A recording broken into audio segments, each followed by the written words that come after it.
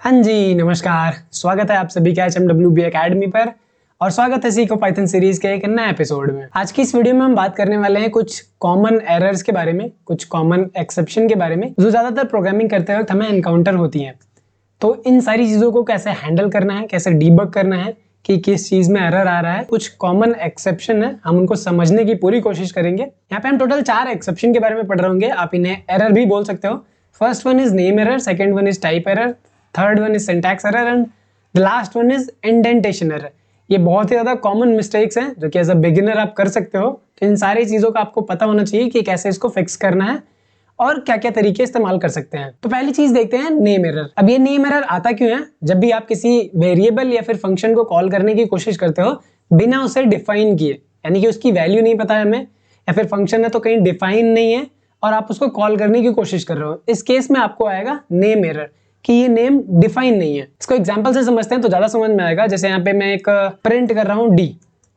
अब यहाँ पे अगर मैं इसे डबल कोट्स में लिखता तो एज ए स्ट्रिंग काउंट होता। यहाँ पे मैंने बिना कोट्स के लिखा हुआ है तो ये एज अ वेरिएबल काउंट होगा, यानी कि डी एक वेरिएबल है जिसको हम प्रिंट कराने की कोशिश कर रहे हैं।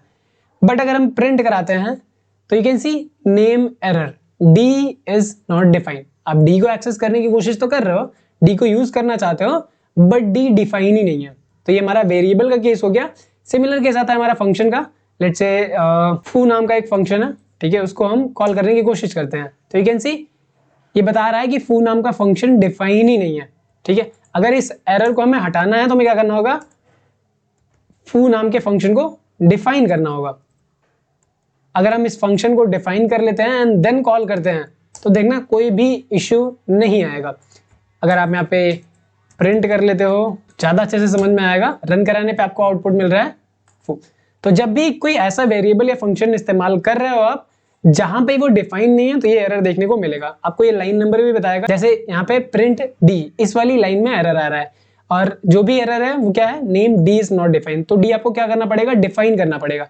डी की कोई वैल्यू इनिशियलाइज कर दो तो एरर हट जाएगा। सिमिलर तरीके से फंक्शन के लिए भी है। और एक और चीज है, अगर आप लेट्स से मैं यहाँ पे मैथ डॉट फैक्टोरियल एक्सेस करने की कोशिश कर रहा हूँ, ठीक है, हमारा मैथ मॉड्यूल में फैक्टोरियल नाम का फंक्शन डिफाइन है और मैं यहाँ पे ट्राई कर रहा हूँ कि इस फैक्टोरियल फंक्शन को कॉल करूँ, बट यहाँ पे ये कह रहा है कि मैथ इज नॉट डिफाइंड। जो एरर नेम है, एक्सेप्शन नेम है आप बोल सकते हो, ये हमारा लेफ्ट साइड में है, कोलन के बाद जो लिखा हुआ है ये डिस्क्रिप्शन है। अब ऐसे केस में यहाँ पे मैथ डिफाइन नहीं है तो यहाँ पे आप मैथ डिफाइन नहीं कर सकते। यहाँ पे आपको मैथ इंपोर्ट करना होगा, इंपोर्ट मैथ, एंड अब ये सक्सेसफुली चलेगा। तो जब भी आप कोई मेथड कॉल कर रहे हो और बिना उसे इंपोर्ट किए तो भी आपको नेम एरर देखने को मिलेगा। अगर आप कोई चीज डिफाइन नहीं किए हो तो भी आपको नेम एरर देखने को मिलेगा। तो आई होप कि क्लियर होगा और इसको दूर कैसे करना है वो भी समझ आ रहा होगा। सेकंड हमारा है टाइप एरर। ठीक है, टाइप एरर में हमारे पास टोटल 3 तरीके के इश्यूज आते हैं। तीनों ही टाइप एरर के अंडर ही आते हैं, बट इनका जो डिस्क्रिप्शन होता है वो अलग अलग होता है। ठीक है, पहले को समझने की कोशिश करते हैं। तो यहाँ पे एक फंक्शन डिफाइन कर लेता हूँ। लेट्स से रैंडम नाम का एक फंक्शन बना लेते हैं एंड यहाँ पे हम दे देते हैं a, b, 2 वेरिएबल, और इस रिटर्न कराते हैं a into B modulo b। कुछ इस तरीके से हम यहाँ पे रिटर्न कराने का ट्राई कर रहे हैं। अब इस फंक्शन को कॉल करते हैं रैंडम विथ वैल्यू 3। यहाँ पे हमने डिफाइन किया हुआ है 2 पैरामीटर, बट एक्चुअल कॉलिंग के टाइम पे हम दे रहे हैं सिर्फ और सिर्फ 1 पैरामीटर। ऑब्वियस सी बात है यहाँ पे इशू आने वाला है। ठीक है, यहाँ पे जो इशू आएगा आपको देखने को मिलेगा टाइप एरर। ठीक है, कि this random function missing 1 required positional argument B. ये आप कम देते हो तो है, ठीक है, अगर आप ज्यादा दे देते हो लेट्स से 3, 5 एंड 8, डिफाइन 2 है, एक्चुअल कॉलिंग के टाइम पे 3 दे रहे हैं, तो यहाँ पे भी ये आ रहा है random takes 2 positional argument but 3 were given. ठीक है, कुछ इस तरीके से कि उसको डिफाइन किया गया है 2 पोजिशनल आर्ग्यूमेंट के साथ, बट हम एक्चुअल कॉलिंग में 3 दे रहे हैं, तो इसकी वजह से एरर आ रहा है और ये एरर हमारा टाइप एरर कहलाता है। इसको भी फिक्स करने के लिए आपको क्या करना है? जितनी डेफिनेशन में उतने ही हमें कॉलिंग के टाइम पे भी देने होंगे। सेकंड टाइप एरर हमारा है unsupported operand type.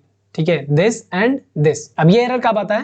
Let's say हम 2 नंबर को ऐड कर रहे हैं, ठीक है, यहाँ पे कोई इशू नहीं आ रहा है, बट यही एक नंबर एक स्ट्रिंग हो, तब यहाँ पे आपको देखने को मिलेगा ये एरर कि जो ये प्लस ऑपरेटर है या तो स्ट्रिंग स्ट्रिंग होना चाहिए जो कि कंकैटिनेट करेगा, या फिर दोनों ही मैथमेटिकल नंबर्स होने चाहिए जिनका एडिशन करेगा। बट यहाँ पे क्या है? एक इंटीजर है।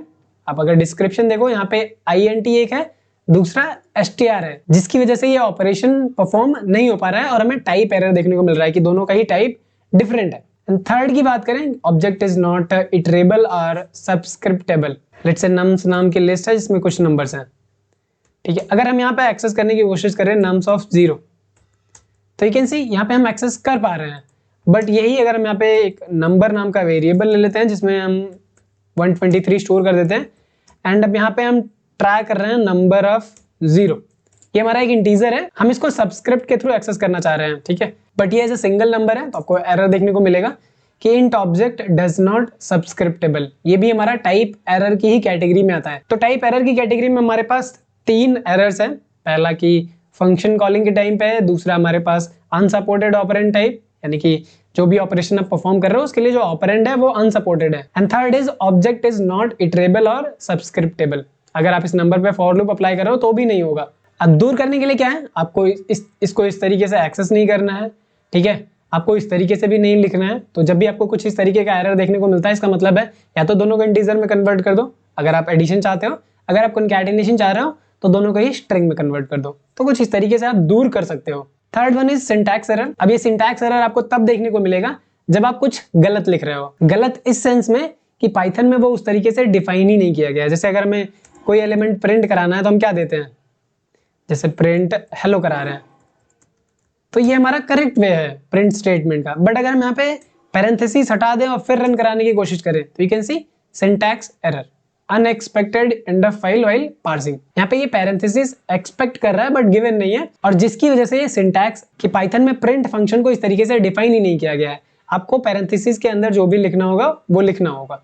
तो आप कुछ इस तरीके से फिक्स कर सकते हो। And the last one is indentation error. ये काफी ज्यादा इंपॉर्टेंट है और अक्सर एज ए बिगिनर आप ये गलती करते हो। अब ये जो इंडेंटेशन दिया जाता है ये एक तरीके से बॉडी को रिप्रेजेंट करने के लिए दिया जाता है।